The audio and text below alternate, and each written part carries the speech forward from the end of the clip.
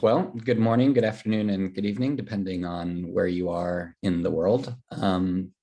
It's my pleasure to kick off our inaugural town hall on ICDA, the International Common Disease Alliance.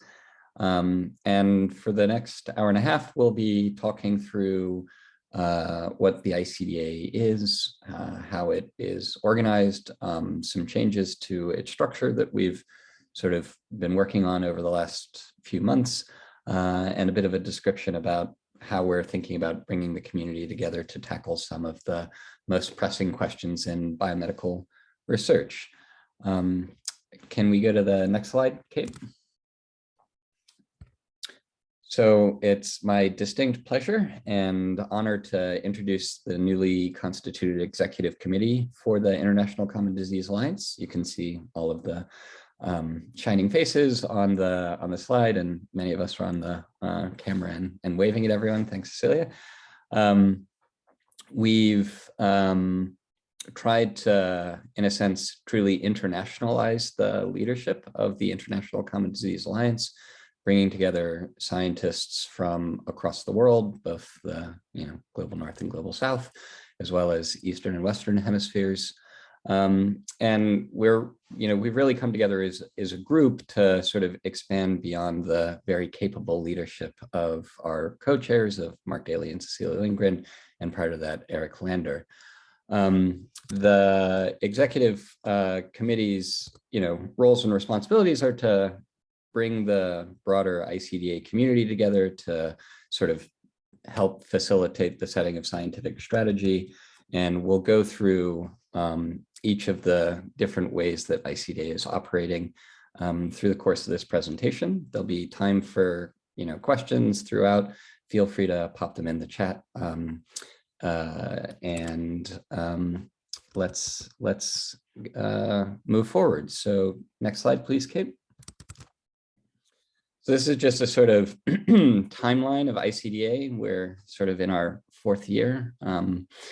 Stretching back to an initial launch meeting that we held in New York City in 2020, right before the pandemic started. I think just as it was beginning, we released a series of recommendations in a white paper, really kind of articulating the big problems in the community in terms of how we translate genetic discoveries that are, identified through things like genome-wide association studies or exome sequencing, how we translate those kinds of discoveries into actual insights into human biology. How do we go from these genetic maps to the biological mechanisms with a view to really understanding how to develop new therapeutics and medicine based on those kinds of insights. We've held a few virtual plenaries, one, I think, not so long ago, and then one in, during the pandemic that we held virtually, at least at the outset of the pandemic. And kind of the other major component of our process has been to develop a sort of scientific strategy series of workshops where we're trying to ideate and develop and sort of community stress test the next large-scale kind of international collaborative efforts to really advance our understanding and to deliver on that maps to mechanisms to medicines promise that I think human geneticists have been making for quite a long time. Next slide, please. So we'll walk you through the 5 sort of core functions that we've identified that ICDA performs. And this is all, again, with that view of taking those genetic maps and translating them into biological mechanisms for novel therapeutic development. And those 5 functions you can see on the slide, ranging from convening to engaging with the community, to setting a vision, to supporting the kind of development of scientific plans and proposals, to coordinating other large-scale international collaborative efforts to ensure that there's sort of maximal scientific return on investment in these, flagship projects that are scattered across the broader human genetics community. Next slide, please. And I think it's absolutely essential to be crystal clear about what ICDA is versus what it is not. So ICDA is most certainly not a centrally organized monolithic mammoth project. It's much too broad and diverse for that, and I don't think it would work terribly well anyway.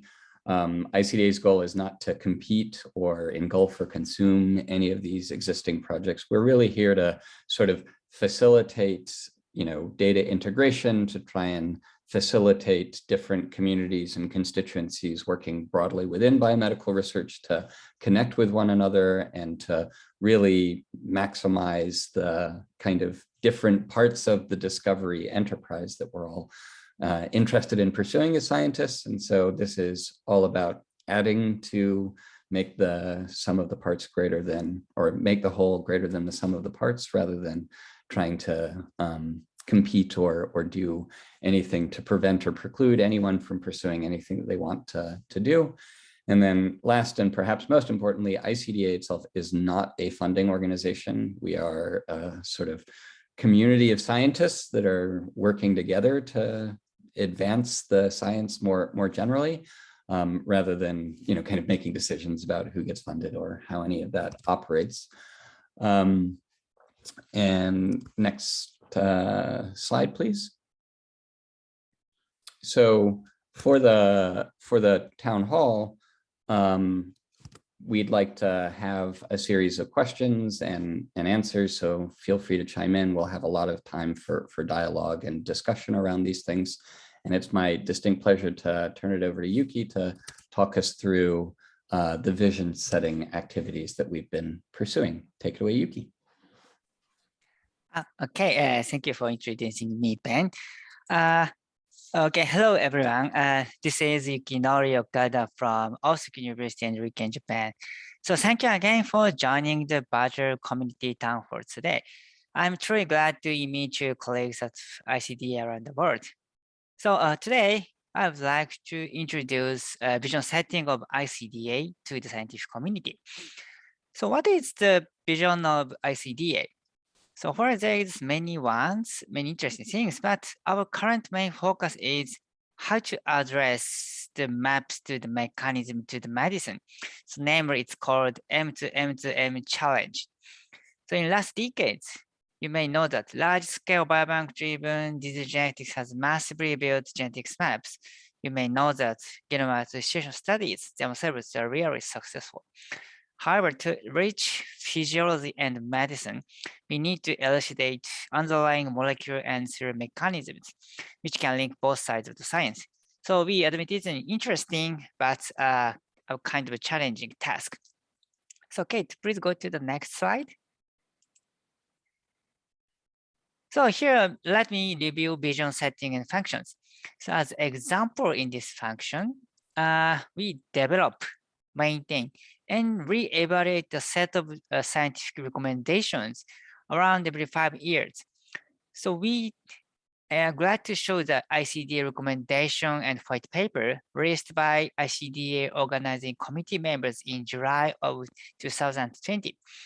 So we established working groups as needed to address the high level of scientific missions and goals of ICDA. Here's a nice review paper for responsible use of polygenic score recently published in Nature Medicine by ICDA PRS Task Force Working Group members. And of course, we actively interface with pharma to establish scientific objectives. To finally provide new therapy and drugs to the suffering patients, we need tight and respectful coordination with our colleagues at the pharma and industry. So what is ICDA currently doing? So first, there are a set of example working group outputs. So perspective pieces of priorities, gaps, and next steps for addressing recommendations, global equity standard in scientific research, and gold standard SNP to gene dataset. And second, Pharma Council is established to provide input on ICDA scientific activities. Their advice should be useful for us. And third and last, ICDA office definitely provides operational and project management support to these working groups and members to achieve the goal in our challenge, such as M2M. Okay, let's move on to the next part. Next part. I'm sorry. Yeah. So Ben, can you introduce Sure. Andres? Next up is Partha. Yep. Sorry, I was unmuting. So Partha Majumder is going to give us some overview of the convening functions that ICDA performs. Take it away, Partha. Yes, it's again my pleasure to welcome all of you. We've just heard that from Ben that we have been holding scientific plenaries and domain-specific workshops. The reason why we hold these is to identify knowledge gaps and the way forward. Also, in terms of various kinds of technologies that are coming or are in the making. So these are issues that are discussed in the scientific plenaries and in the domain-specific workshops. We have held some of those, and we hope that we will be able to continue to hold many of these scientific plenaries. They have essentially been virtual so far, but probably with the easing of the coronavirus, we probably may be able to hold some of these workshops instead of online, offline, and physical workshops. Obviously, after having identified some specific domains in which we wish to solve certain kinds of problems that relate to maps to medicine and mechanisms, we need money to be able to do that, and we need to engage with funders and the investigators who will implement these proposals that are aligned to this particular ICDA project. The investigators may be far and wide, primarily because this is a global project, and we wish to bring these investigators into the project so that it becomes truly global. And for that reason, we need to identify multiple funders in order to be able to fund the project to implement these kinds of proposals. And the executive committee and the leadership of the ICDA will engage with the funders and investigators. We need to, there may be local funding opportunities for which ICDA needs to provide a letter of support because it is aligned to the global objectives. The local objectives need to be aligned to the global objectives, for which the funders may need letters of support, the funders and other investigators as well. And the ICDA leadership will provide these letters of support. Also, there are other groups that are in the M2M space, such as Global Alliance for Genomics and Health, the International 100K Consortium, the Human Cell Atlas that's doing single cell activities, and various kinds of academic societies, either they are global or even local. We need to interface with these groups and hold dialogue with them. So like I said, that the ICDA is currently hosting these annual plenaries. We are in the process of having identified one or two projects. We are in the stage of piloting a proposal development, a series of proposal development for the various working groups. And you've just heard about these various working groups, such that we can receive input on a large scale. And these would be large scale transformational projects to accelerate M2M. Of course, much of this will depend on our ability to biobank various kinds of samples, body fluids, and also work some of these projects will be follow-up projects over a period of time, and therefore we need to identify patient cohorts, population cohorts, etc., who need to be followed up. And there are some international fora that are actually working on biobanks or have established biobanks and cohorts, and therefore ICDA leadership will work with the International 100K Consortium on developing a perspectives piece on global priorities, etc. The ICDA office, like has been told by my predecessor and predecessors, and the ICDA office is already providing huge amount of operational and management support, and will continue to do so for scientific plenaries, proposal development, and also to the various working groups that have been formed in order to facilitate the forward movement of the International Common Disease Alliance. Thank you very much. Ben? Wonderful. Thank you, Partha. So we'll now take a few moments to have maybe a discussion. So maybe Kate, if you can stop sharing screen, we can put ourselves into Hollywood Squares view, as I like to call it. Yeah, there are 9 of us, so it works really well. Okay, Kate, do you want to moderate the questions for us? Great, thank you, everyone. So I guess we'll start with the first question that came in from our Google form. And I apologize if I mispronounce the name. This is from Mintu Martia from the University of Helsinki. And the question is, will ICDA have equal interest and support for all 3 M's, mapping the genes, pathogenic mechanisms, and preclinical development of medicines?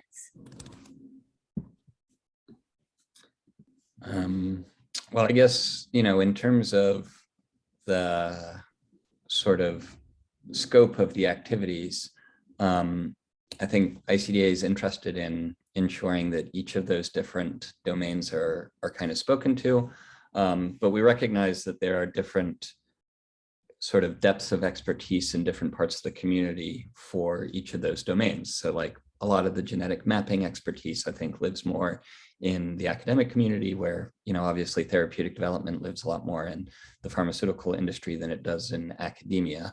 But, kind of with that in mind, the, part of the way that ICDA is structured is to make sure that there's a lot of dialogue amongst the academic and industrial landscape, that the expertise and capabilities that are represented societally across those areas are all part and parcel of the effort. And so I think there is a commitment to all 3. In terms of whether it's equal or not, I think that's a little bit more difficult to assess, but perhaps Cecilia, you have some thoughts on the matter? No, I just want to make sure that we represent our friends on the Pharma Council appropriately. So one of the things that I feel is really exciting about the way that the ICDA is set up is that we have a range of stakeholders represented. So we're not only globally diverse and sort of diverse on an axis of expertise, but we also have representation from various sort of domains, if you want. So we have an active Pharma Council who are very much a part of ICDA, who contribute to ICDA vision, who are active in all 3 of these different sort of components.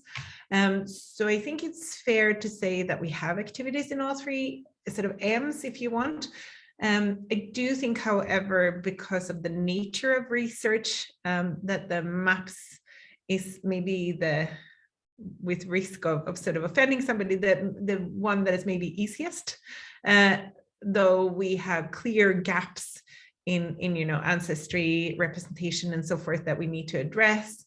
I think mechanisms and going from variant to function is a big challenge in the field. So a lot of effort had gone in there. And I think medicine in some ways is the hardest one for all of us to sort of crack, and which is again why I'm so excited about this sort of multi-dimensional sort of structure of this, because I think it will require a huge amount of collaboration to really think through how to get to the best solution of the problem.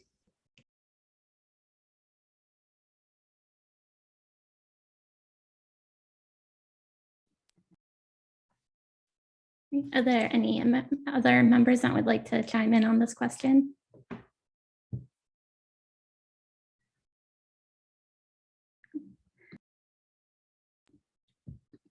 Great. And then as we wait for questions, and I'd just like to encourage everyone to submit questions through the Q&A.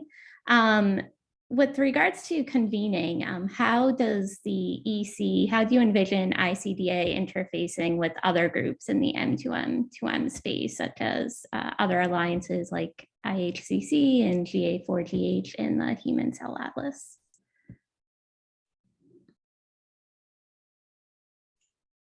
So I can take that a little bit. So many of the members of the ICDA are also members of the HCA. Also, in terms of mechanisms, especially understanding heterogeneity in certain diseases, it is necessary for us to be able to understand at the single cell level the kind of molecular differences there are in a tissue, molecular changes that have happened. The Human Cell Atlas is primarily using single cell technologies in order to understand or actually map, reconstruct the human body, so to say, cell by cell.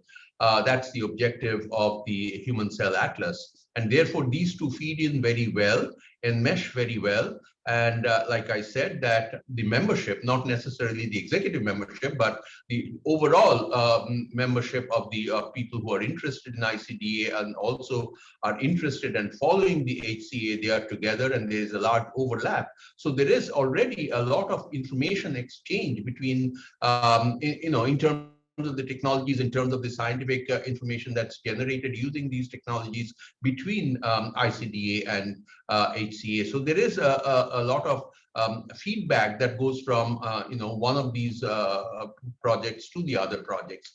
In terms of the 100K consortium for biobanks and cohorts, we are already in talking and in preparation of a kind of white paper or a proposal document such that the strength of ICDA is replenished by having a biobank, by being able to follow up patients or whatever, the members that are recruited for gathering data over a period of time, because time series data has a lot of advantage and can provide deep insights into causation and not necessarily only association, causation and mechanisms of a disease. So it's important that we actually team up with, or it was felt important to team up with the 100K consortium to be able to provide a white paper and develop a proposal for biobanks and cohorts.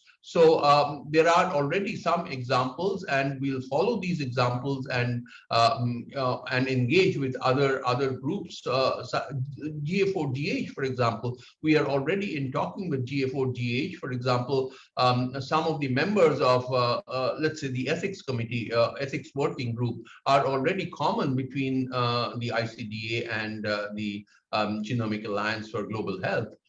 So there are already talking points, and these are improving, and these are developing, expanding further, and therefore we hope that it becomes the relevant subgroups will, at least in terms of thought process, in terms of sharing of biospecimens, etc., will come together in order to make ICDA a grand success. Just to add to what Partha, I think, so adroitly described, the ICDA is focused on the International Common Disease Alliance. And so the focus on common disease, I think, is what is, in a sense, definitional in our organization. And it is definitional in terms of the focus of the activity. And that is distinct from,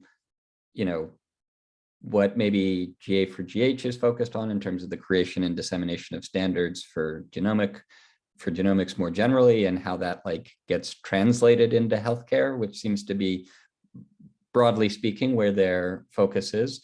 And that's not the same as connecting across a whole bunch of large-scale cohorts and biobanks as, say, IHCC is, I think, trying to do and establish. And so that focus on common disease, and that being the kind of rallying cry around which ICDA's whole existence is sort of sprung from, I think is what gives it that identity, and does create a slightly different set of considerations and scientific activities as core foci. Things like the Polygenic Risk Task Force are most appropriate for common disease. They relate to, kind of what we can do with genomic information and how to, start to think about that kind of thing in healthcare, but it's not about standards and distributing those sorts of things. It's more on the kind of scientific frontiers with respect to leveraging these insights to improve our diagnosis, management, and treatment of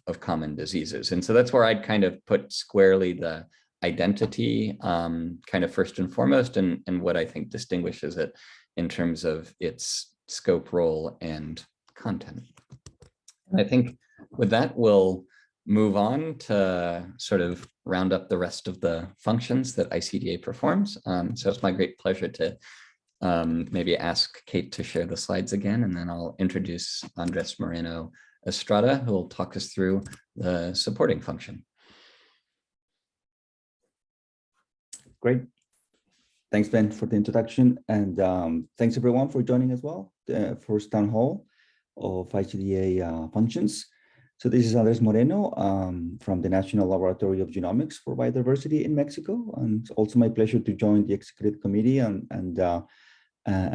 serve in this position actually to also make this initiative as global and diverse as possible. And I think that's also part of what the supporting function is about, because as you will see here from the slide is basically showing that one of these function is getting people together from very diverse research groups and expertises around the world. And really the idea here is to make possible those initiatives that somehow were either already existing or that had been formed through the formation of ICDA itself. And this is to provide mostly administrative support for these working groups, as has already been mentioned by Yuki before, but also other larger consortia that not necessarily are working groups within ICDA, but really exchanging knowledge and even data among different groups and countries. So this is really truly internationally formed groups. And also the support goes towards expanding these efforts and also make themselves as global and diverse as possible to include more underrepresented ancestries and populations in these large-scale data efforts. So that's kind of the idea, and the fact of providing support is enabling these efforts. I think one of the most distinctive things about ICDA is that it's like I said, bringing these people together so that otherwise these efforts maybe would not have been possible to get started in the way they have been working so far. So examples of this include, and this is not like like a complete list of these efforts, but just to mention some of the breadth and the scope of the examples of projects have been supported by ICDA. It includes, as many of you know already, the COVID-19 Host Genetics Initiative, which is a truly international large effort to put together COVID cohorts around the world and do meta-analysis. And this is led in Finland by Mark Daly, as you know, Andrea Gana, mostly in the analysis side, but largely supported also perhaps behind the scenes a little bit. And this is also a way for you to know that, this has been largely supported by ICDA in terms of admin support. So this is also a really good example of how things have been enabled through the coming together of these working groups within a large consortium. Another example is the Latin American Alliance for Genomic Diversity, which is also bringing together different groups across different countries in Latin America. And support there has also been like hosting meetings and calls and keeping track of the tasks that have been assigned to each of the groups. And this is also groups that have been participating in the plenaries, for example, and developing projects to be proposed to funders, making the clarification again here that this support is not directly funding support from ICDA, but like I said, more like the admin support to come together and get these groups up and running and working properly. And this has been quite successful so far. Another example is the Global Biobank Meta-Analysis Initiative that is also bringing many of the existing biobanks, but again, combining data and methodologies together to do meta-analysis, perhaps in a similar way as successfully the COVID-19 Host Genetics Initiative has been doing, but this is a larger scope with many other cohorts and phenotypes in mind. So again, this is just to give you an idea of the kind of support that ICDA is providing. And I think it's worth mentioning that for these, we should all thank also Kate and Amy have been doing a tremendous work behind the scenes in really making us, keep the pace and working towards our goals. And that it's something that may sound trivial just to get, schedules and people together, but being such a large group and very diverse in terms of themes and topic is quite a task. So it really requires a lot of effort. And just to thank also that part of the team. So I think that kind of summarizes what the support has been so far. Thank you. Excellent. Thank you, Andrés. All right, now I'll turn our attention a bit to the strategic coordination piece. So I made mention of the scientific planning workshops that we've been engaged in. and, trying to figure out what the next large scale international collaborative, experiment should be in human genetics is not an easy feat. And I mean, we've done it a few times as a community before, and I think every time we do it slightly differently the next time that we do it. And I think that's just perhaps the nature of this kind of activity. But, we launched these scientific strategy workshops, and in the process of discussing those scientific strategy workshops, there are sort of three core pillars that are emerging in terms of how ICDA perceives trying to advance from maps to mechanisms to medicines. And you can see those, kind of three pillars in this very busy picture on the right-hand half of the slide of, the body map, the model map, and the disease map. And those three mapping activities are really three different aspects of trying to collect, omic data at scale, either from a kind of population-ish set in the context of body map to do much more detailed single cell profiling, but with a human genetic lens on that particular question, or disease map focusing on clear instances where we can collect tissue of individuals that are suffering from a disease. So you might think of something like inflammatory bowel disease and going after getting a bit of bowel to profile that in the inflamed state and the non-inflamed state to start to build out the kind of clear omic maps necessary to understand what are the differences in cell type composition and cellular process in individuals that are suffering from something like a flare of their IBD versus individuals that have apparently healthy bowel. And then on the model map side, this idea of trying to take cellular models and characterize cellular functions in vitro, but do that not just in one or a handful of lines, but do it in sufficient numbers of lines to start to be able to genetically map the kind of human genetic regulation of those kinds of apparent cellular phenotypes. Now, each of these are, big ambitious areas of activity. I think they're, quite timely and reflect the current scientific questions of the day of how does genetic variation actually translate into increased or decreased risk for a given disease? How do we think about that on the common variation side? How do we think about that on the rare variation side? But to sort of not only pursue each of those scientific questions that are represented in each of the mapping efforts, but really also try and build a community and kind of structures so that we can integrate across those different levels of complexity, that we can learn from what's working and what's not working across different disease areas, so that we can find common ground and common cause for our sort of scientific pursuits, and that innovation and insight and scientific discovery, as it is made, it is rapidly disseminated across the entirety of the ICDA. And so you can see the idea of common data platforms on the right-hand side and computational tools and methods and approaches that can be sort of brought to these kinds of large-scale data sets.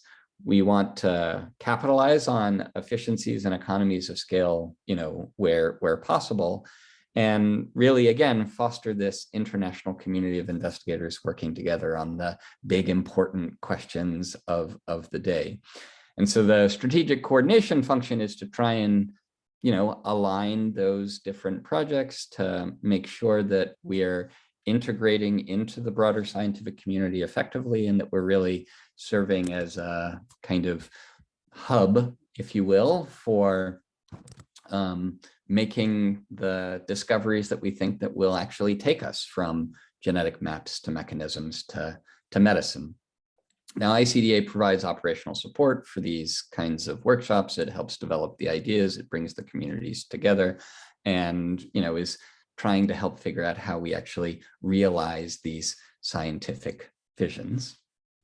And with that, I'll now introduce Cecilia Lindgren, who'll give an overview of the community engagement function, which obviously needs to go hand in glove with the scientific directions that we're also eager to pursue. Take it away, Cecilia. I was muted. You think by now we should be able to operate the Zoom platform seamlessly when we're giving talks.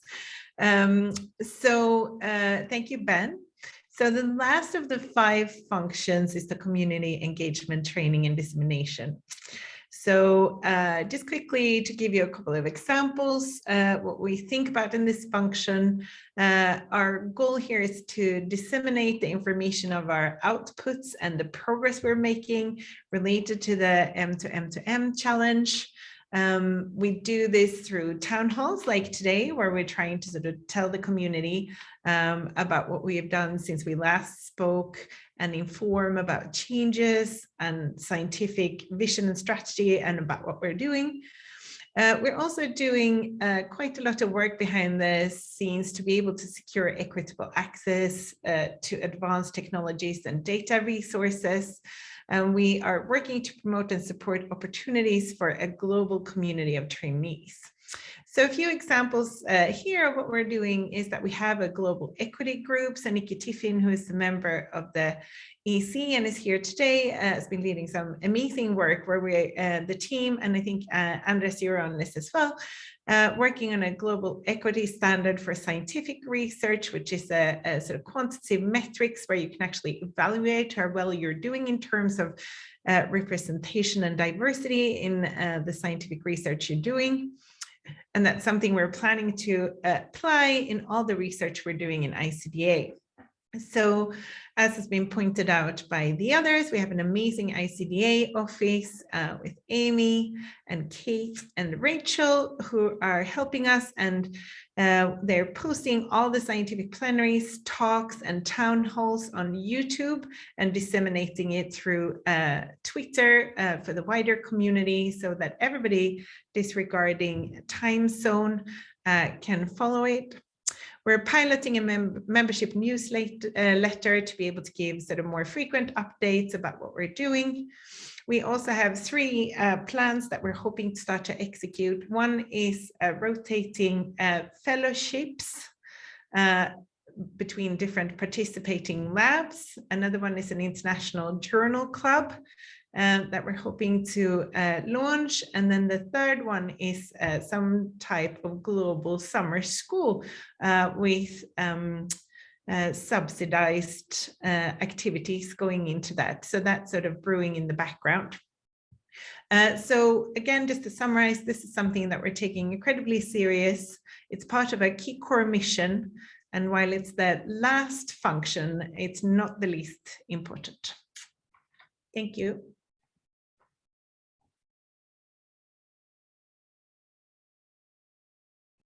Wonderful. Thank you, Cecilia. So I guess we'll open the floor for questions again, see if there's any things that people want to ask or chat, or feel free to chip in.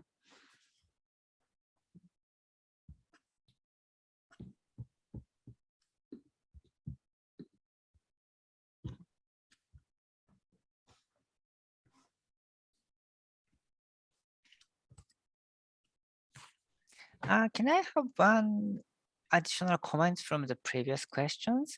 It's demarcation with other existing project. So I think you may now feel that the ICDA is still developing. So the one of the points is some other projects already, they have already their fixed goal and fixed project and fixed finally to have write the manuscript, but ICDA is based on not each project or each manuscript, but based on visions. So maybe we can build up new projects, we can coordinate collaboration within groups, or we are now still discussing how we should extend or how we integrate use. So in this sense, I think we have many flexibility and to how to coordinate you guys. So I think this is one of the good point of our community. It's my thought. I agree with that. I think that as we have and I'm going to talk about it a little bit later. We've had a workshop series and we have invited people to submit proposals for various scientific projects. And out of that has crystallized the sort of 3 or 4 key directions that Ben talked about that aligns with our white paper vision and working groups. But I think it's not the last round of workshops that we're going to hold. So if anybody has burning projects that they feel super excited about and that would fit the ICDA vision, we're always excited to receive a Slack or an email sort of with a proposal. And they should be bold and audacious and sort of require a community and fit with the vision, but it's always exciting to sort of get them.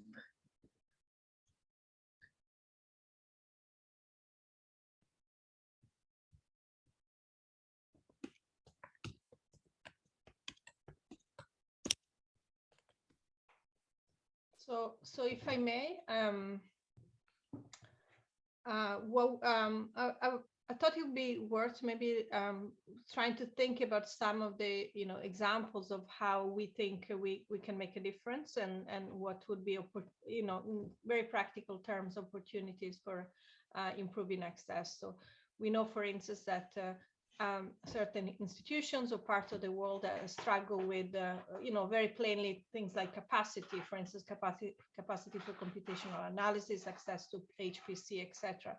So I don't know who would be the best person to address this to, but I think it would be a worthwhile discussion to have of, in very practical terms, how can we facilitate, truly equitable access, not only to knowledge, but also to capacity.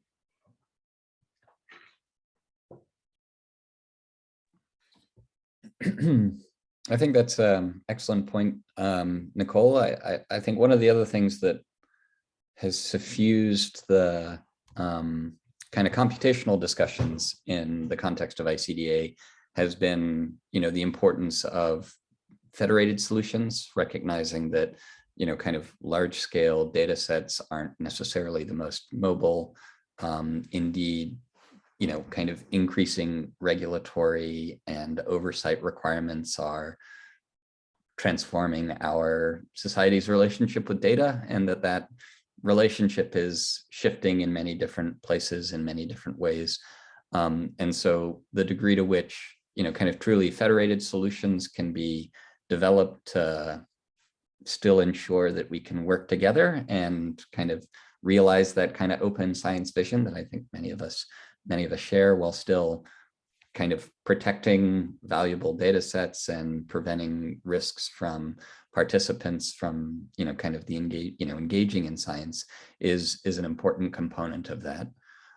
We're also, I think, extremely enthusiastic about trying to facilitate not just some sort of like top-down view of the activities, but really encourage a community-driven approach. And indeed, like one of the things that I've enjoyed seeing most has been the progress the Latin Genomes Project has been making, and the way that that's been kind of coalescing and self-organizing. And then, I think, Nicole, maybe you have a question for Andrés on that front, since it's a nice segue.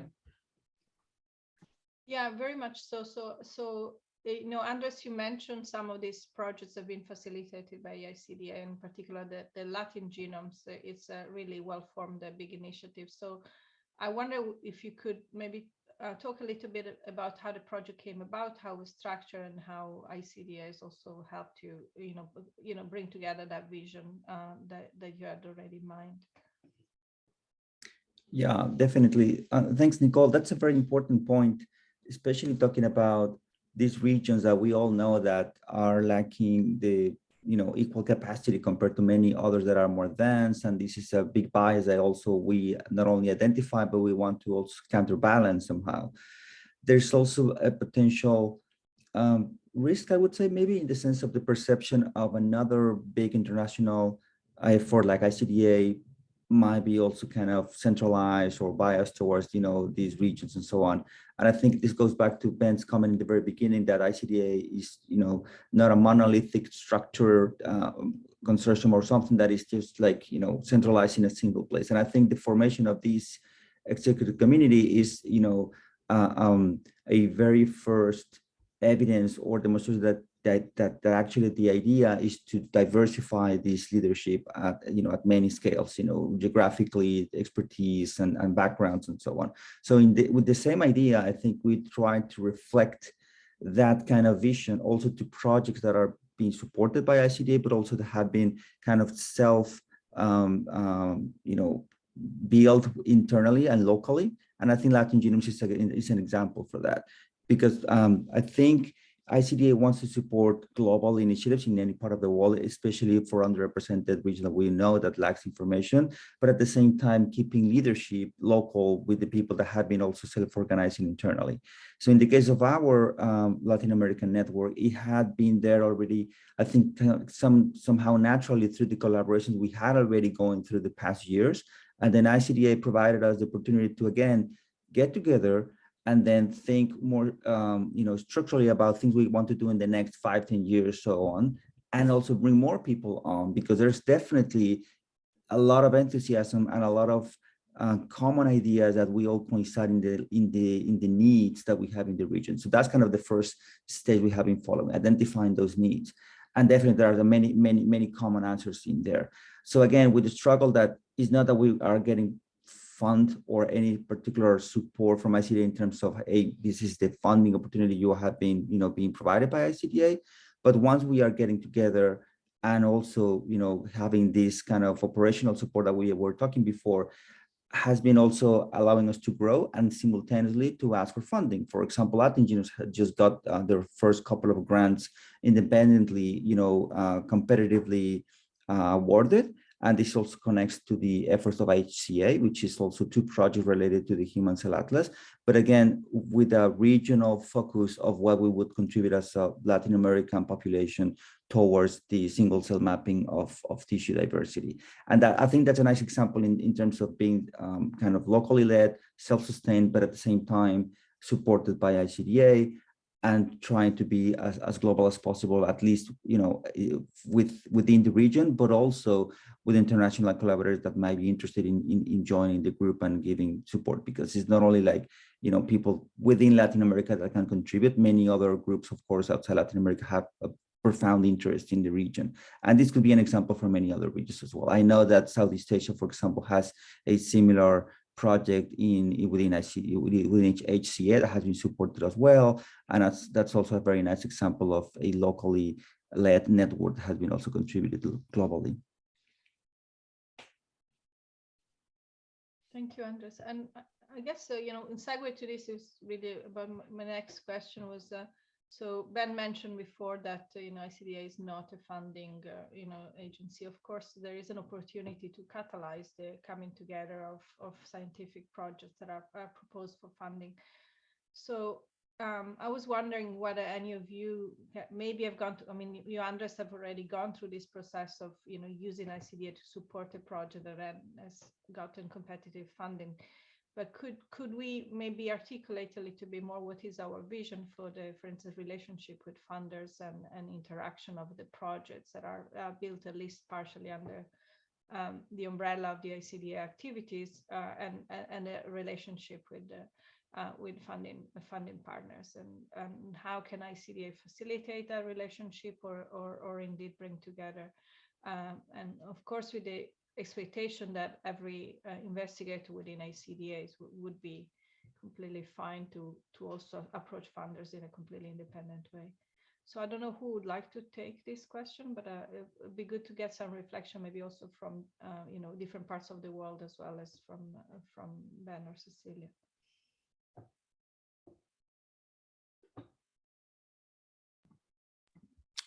Go ahead, Andrés. Well, in our case, I just want to quickly mention, Nicole, it was independent, definitely the process of getting supported and then simultaneously or in parallel, I should say, support from ICDA has been really independent from the process we follow to get this first grant. And again, it's just a kind of a small example from a very specific focus, which is, single cell sequencing for the HCA.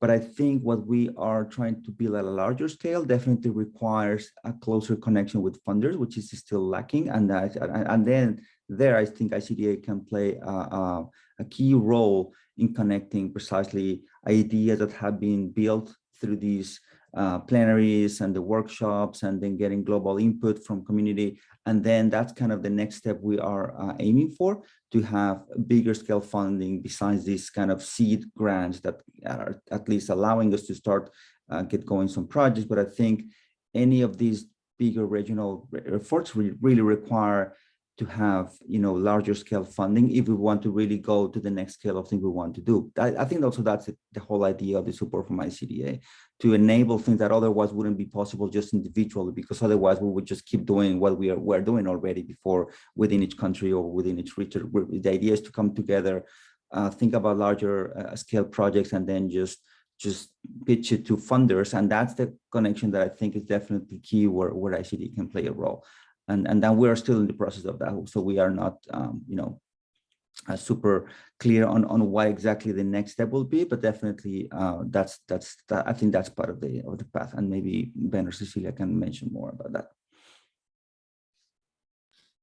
I mean, I guess I'd just chime in that there are different rules that different funders impose on the way that they pursue and support funding. So, you know, for example, on the NIH side,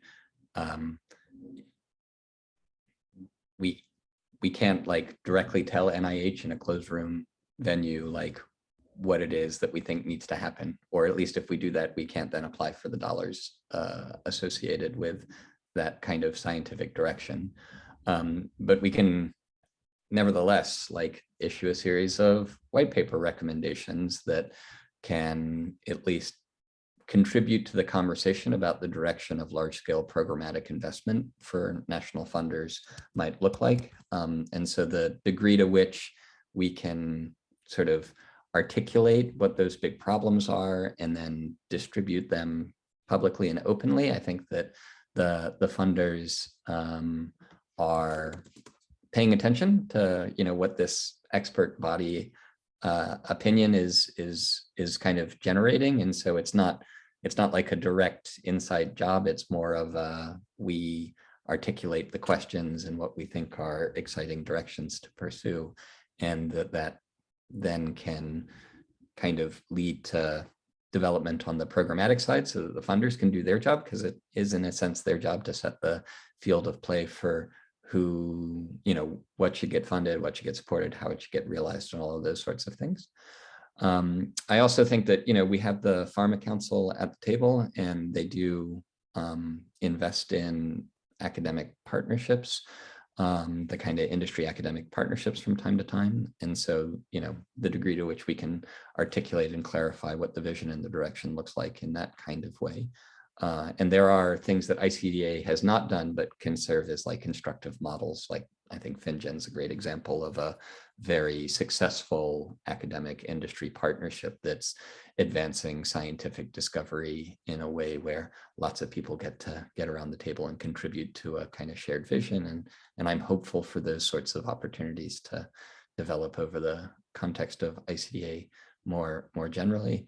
And then I think I'd be remiss if we didn't also flag that the Wellcome Trust is a kind of member of our community, and that they are also at the table in addition to NIH, and like the degree to which those kinds of marquee philanthropic organizations that are dedicated to improving human health and capitalizing on the progress that human genetics has made, they also are very much in the conversation. And it is exactly as Andrés says, that we should be trying to achieve things that no one group can do, but that by working together, we can really transform the scientific space.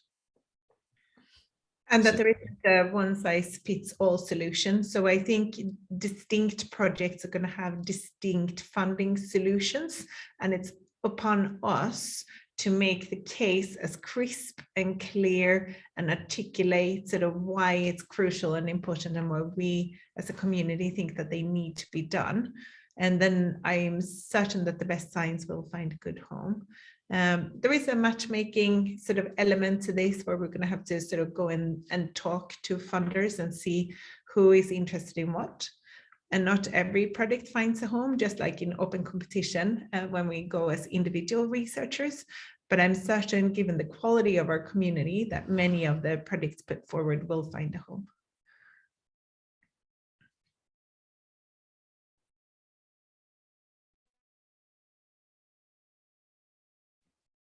Okay, well, since I don't think we have any further questions, we have another town hall tomorrow. We'll be rehashing much of the content, so if you joined today, don't feel compelled to join tomorrow because we'll be going through the same slides.